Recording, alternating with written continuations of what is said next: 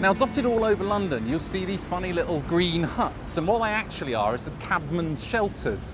Because in the old days, before they drove taxis like this, they used to drive hansom cabs, and they'd be out in all sorts of weather. So the Cabman Shelter Fund had all these places built so that they could get good and wholesome refreshments at moderate prices. 1 cup of tea with 18 sugars, please. There's about 13 of them left, dotted around London.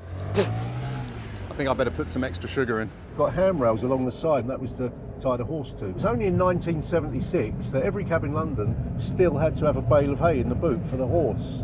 Taxi drivers are the only ones who are allowed to sit inside, but we can go and take takeaway. There is a famous story about Frank Sinatra, more or less opposite the Albert Hall, going in and having a cup of tea. Did they let him inside though? He's not a cab driver. Would you turn him down? The interesting thing about this particular one here in Temple, and it's quite appropriate that they've got all the building work going on, because back in the 1960s, a big company decided to build a massive hotel here.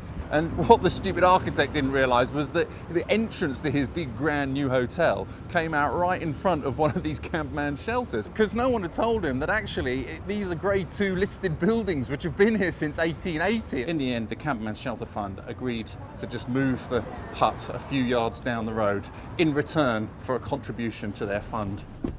The great thing about using the black taxis is that they don't need a GPS system. They've all done something called the knowledge. Covers a 6-mile radius of Charing Cross Station, hotels, museums, theatres, shops, and you will be examined over your knowledge of the shortest route between the 2 given points the examiner would ask. Unless, of course, it's somewhere south of the river, in which case they just don't go there. Is there a south of the river?